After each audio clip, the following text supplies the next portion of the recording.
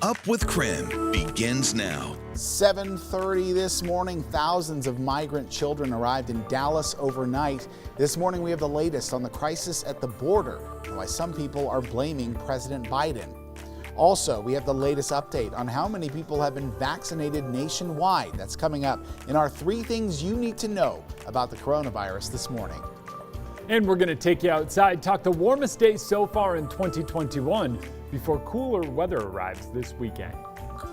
And we are celebrating the Great Dine Out today. Get hungry because there's more than 160 restaurants participating across the Northwest. This morning, we're sitting down with the owner of Dibali Asian Bistro. But we do have an update for you this morning on breaking news right now. An early morning fire has burned through the majority of St. Charles Elementary School in North Spokane. And of course, school is canceled today. We want to thank you for joining us. I am Joshua Robinson. As we take a look at the site of where that fire that crews tell us had flames burning 15 to 20 feet high, towering through the roof at one point. Now, at least 47 people were on scene at one point helping to put those flames out. And new in our last hour, we have learned that the roads around the school and the church are now open. We did hear this morning from the person who called that fire in, who says they heard an explosion, but crews are still working to determine what led up to the fire. No explosion has been confirmed so far this morning. However, the battalion fire chief confirmed with us that a majority of the school is now damaged, and crews say that their priority when they arrived on scene was to protect the church nearby. Thankfully, no injuries have been reported, as an active investigation is underway.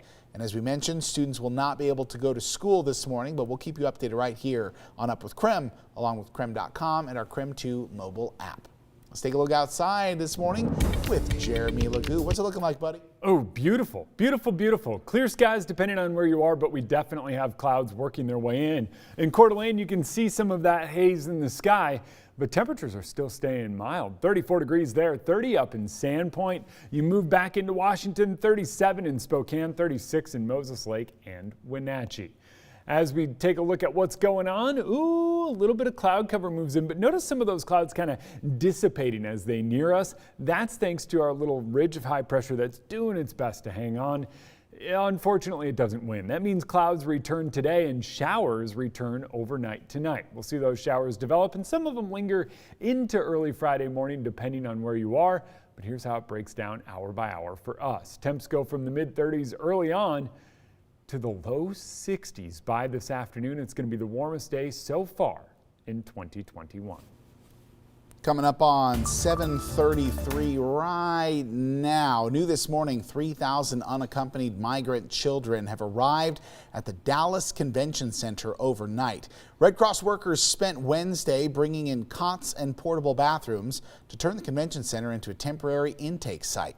The plan is to take care of the minors before safely processing and releasing them to family members or into long-term federal care. Most of these kids, if not all of them, have a family member in the United States. This is why they take this big trek, because they have usually a mom or a dad, but maybe an uncle or not, who are here in the United States. America needs to know how these children, some are young children, how they are coming across the border, and who is it that is helping these children come across the border. Texas Governor Greg Abbott blames President Biden for the surge in border crossings. He says the White House is enticing migrants to come to the United States with looser border policies.